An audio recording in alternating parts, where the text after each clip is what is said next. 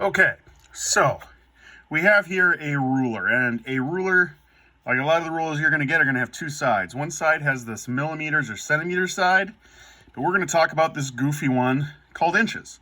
Now, most of us know how to do 1 inch, 2 inch, 3 inch, 4 inch, but a lot of people don't know what those tiny little lines mean.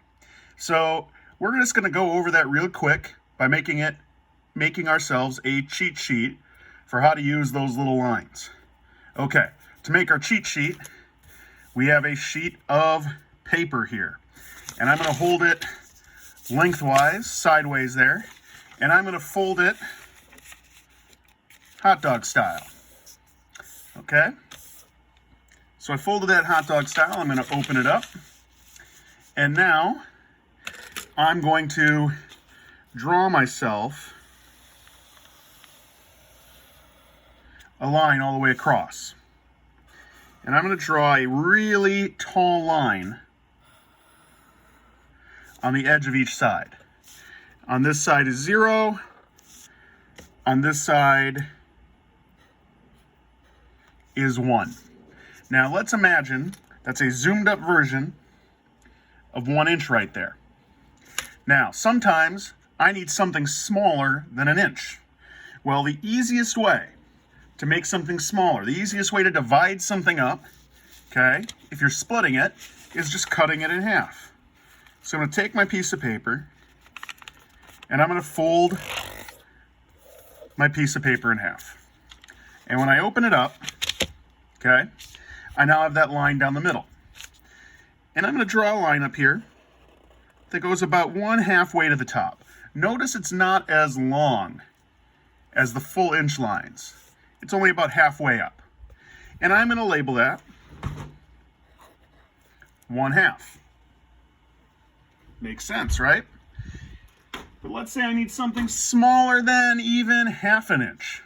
Well, okay, I've got 1/2 inch there. What's 1/2 of a half? Okay, my math people, you know this answer. 1/2 of a half is 1/4. So now I've divided this up into quarters, or fourths. I'm going to draw another line. This line is not as big as the 1/2 inch line, but it's still pretty tall, all things considered. And I'm going to start with 1/4. Now, the next step here, right, equal amount here, would be 2/4. But do I say, give me 2/4 of a Coke? Do I say you owe me 2/4 of a dollar? Do I say, we're 2/4 of the way there? We don't say that. We say 1/2. You'll notice that all of these are going to be odd numbers. So I'm going to skip 2/4 and go right to 3/4 or 3/4. So we have 1/4, 1/2, 3/4, 1 inch. All right, that's great and everything. But let's say you're a carpenter. Funny thing about being a carpenter is a saw blade is usually skinnier than 1/4 of an inch.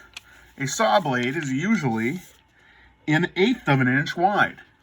So I have to cut my 1/4 in half. So that'll make this even skinnier. I'm folding this in half one more time.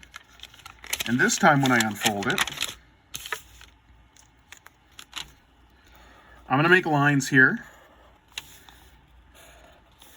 They're quite a bit smaller, okay, but they're not the smallest lines. And I'm going to start with 1/8. I'm going to skip 2/8, because that's the same as 1/4, and go right to 3/8. Skip 4,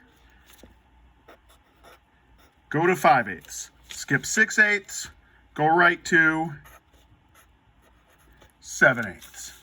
And 7/8 is almost 1 whole inch there. Okay? If you need to pause and check your work right now, I would do that. Because now things are going to get fun and complicated. Now, if you ever want to be a carpenter, if you ever want to work with wood, if you ever want to work with anything mechanical like cars, you need to know something even smaller than that. Smaller than 1/8 of an inch. The smallest lines on the ruler right here. You'll notice there's ones even smaller than an eighth. What's smaller than an eighth? Well, what's half? What's an eighth times 8 times 2? Okay, that is going to be a 16th. Oh my gosh, I got this skinny little piece of paper now. Now when I unfold it, this is just ridiculous. It's like an accordion. I'm going to make tiny little lines. And your standard ruler usually only goes this small. You will have rulers that get even smaller than that, but this is the one that's important. This is the difference between making $8 an hour and making $30 an hour as a carpenter. Being able to make your marks really, really accurate, down to this tiny, tiny, tiny little amount. Look how small those lines are between each other. The smallest lines on the ruler, being able to read them makes you the big bucks. And what do we label these? These are 16ths. We start with 1. We're going to skip 2 and go to 3. We're going to skip 4 and go to 5. We're going to skip 6 and go to 7. Skip 8, and 8/16 is the same as 1/2. And I'm going to go to 9. Skip 10, go to 11. Skip 12, go to 13, skip 14, and go right to 15/16. There we go.